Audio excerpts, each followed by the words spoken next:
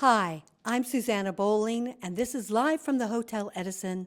Times Square Chronicles presents. I am very excited about today's interview because it's part of Women's Month, which we're extending into April, but it's also something that we're going to continue on with. We are with Lisa Loomer, who is the playwright for the new musical Real Women Have Curves.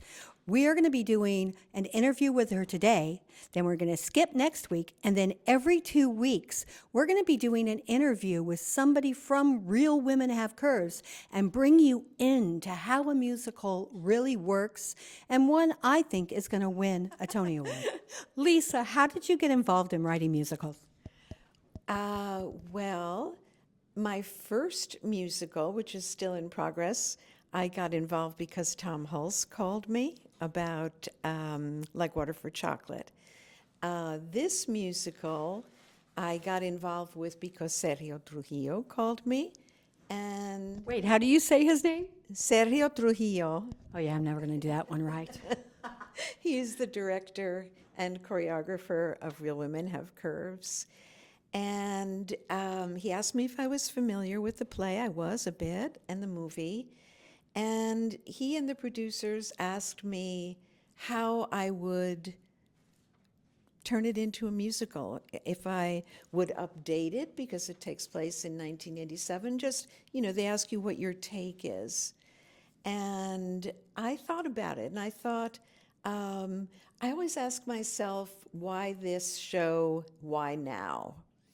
Why this property? Why this piece? Why now?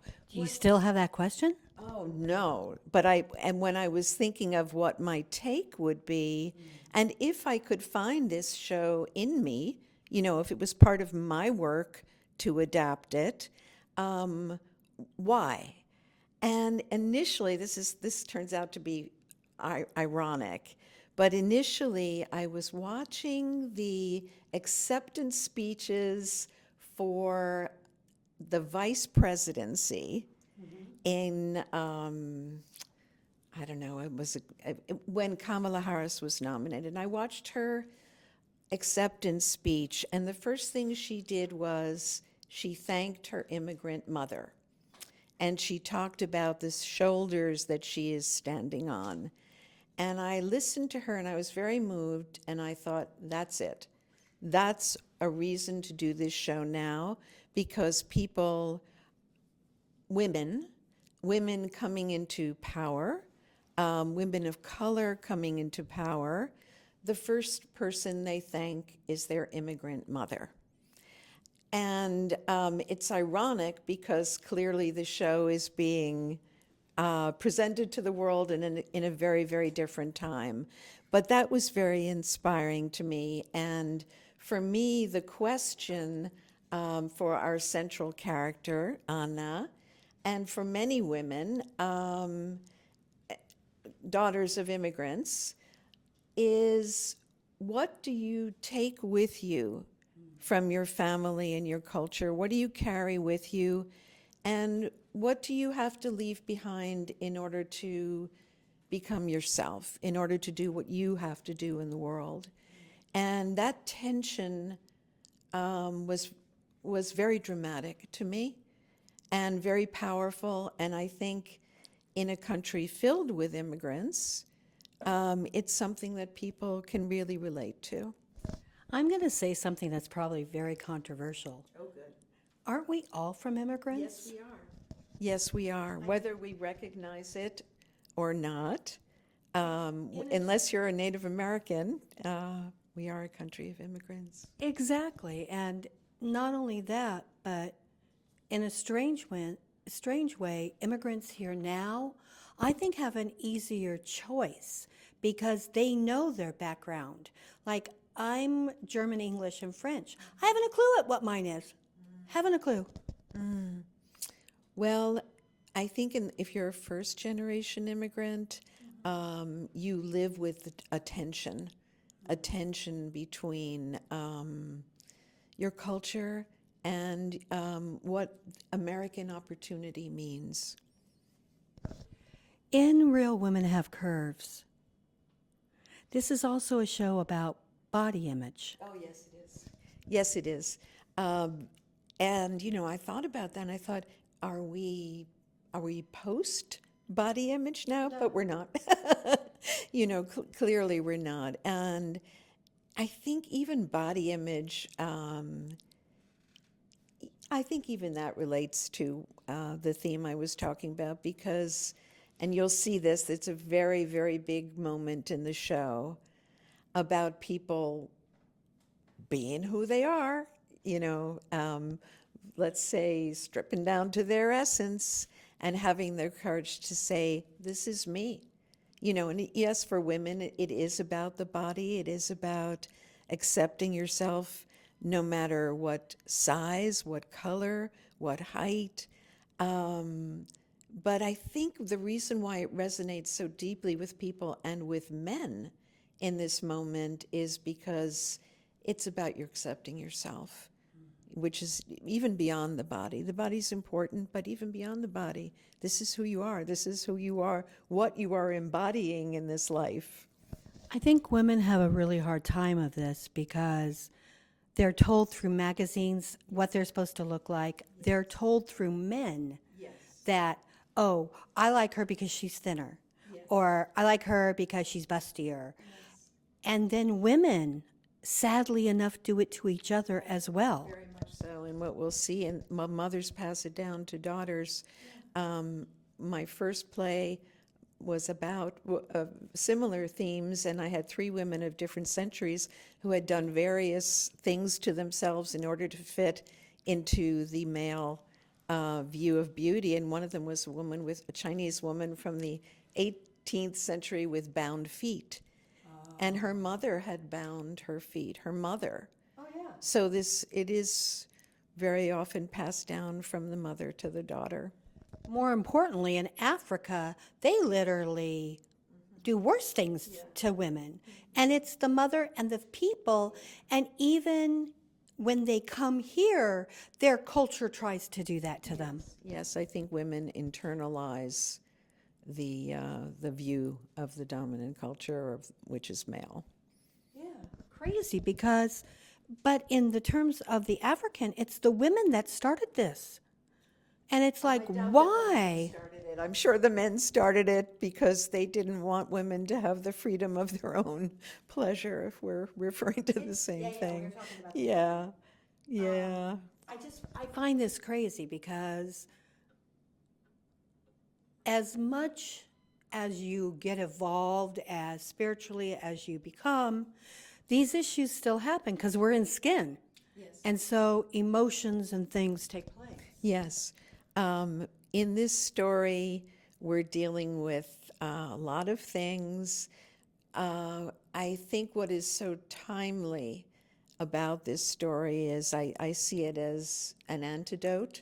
Mm-hmm. And what we're seeing is how a particular culture deals with some very hard life curves. We talk about the curve balls. That's right, the curveballs that life throws us. And we deal with it through community and through laughter and through joy. That's hilarious because when you said curves, I am originally thinking this. I wasn't thinking the curves around the bed. Well, yes, I think the image of the curve is a very feminine image. It has to do with embracing. It has to do with sometimes, wiggling around something. But it's very different from, say, the arrow, which might be considered more the male way. So the curves is also a metaphor. It's, yes, we're talking about our bodies, but we're talking about a metaphor about how women navigate through life. Okay, that's so brilliant because honestly, that never occurred to me. You also are very well known for writing a very famous movie, Girl Interrupted. Can you talk about how you choose the material? And you also wrote a play called Row. Can you talk about how you choose the material, or does it come to you, or does it call you? Mm-hmm. Well, in the case of movies, certainly Girl Interrupted was a book, and they brought it to me and said, how would you adapt it?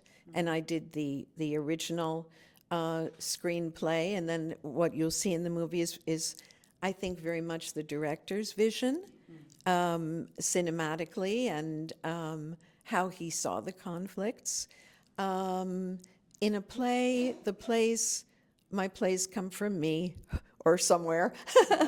Often a question, maybe a societal question. I have a play about ADD, which is about what's ADD in an ADD world. Has that been performed? Oh, yeah. Lots. What's it called? It's called Distracted. How did I miss this? I don't know. It was done here 'Cause I'm at the definitely- roundabout. Oh, well, then you'll love it. If you can get through it, or you'll get through it while you're doing 12 other things. Exactly. But Roe, which is about Roe v. Wade, I was just interested in why this one issue is the issue that most divides this country, you know? Amazing, isn't Yeah, it? It is amazing, and it fascinated me. So to answer your question, a play comes from something that is either, really bugging the shit out of me, and I have to understand it, or it's a question that I think can best be explored in the theater, where people of very, very different points of view happen to be sitting right next to each other, and maybe they'll argue in the bathroom, or they'll argue in the parking lot, or in the case of Roe, people told me I'd never spoken to my sister about this, but we talked all the way on the drive home. Yeah. Yeah, conversations, that's what plays should bring about. Conversations. And certainly, this piece will ignite a lot of conversation. I've been, listening in the bathroom. We've only had 2 performances. And I think it's an opportunity for different cultures, to get to know each other, and for this culture to be presented in a time when it's very important that we see what immigrants are here for, and how people deal with this country and what they contribute, and that we really meet these people, that the curtain comes up on people that we should know. I really look forward to this because we don't know who each other is as we walk down the street. We don't know each other's struggles or philosophies or who they are. That's kind of why I started my paper originally, because I'm from California, and in California, Californians are here and tourists are down there. And tourists in California are super nice. In New York, tourists are here, and New Yorkers are not even on the map. And when I was doing theater, I would go and get the local newspaper of wherever I was, and I would read it so that I knew who I was performing for. That's so great. So Yes. I wanted to create something Yes. for New York that I hadn't seen. Yeah. And that's actually why I did it. And that's kind of sometimes why I do this podcast. Yeah. How wonderful. How wonderful. Yeah.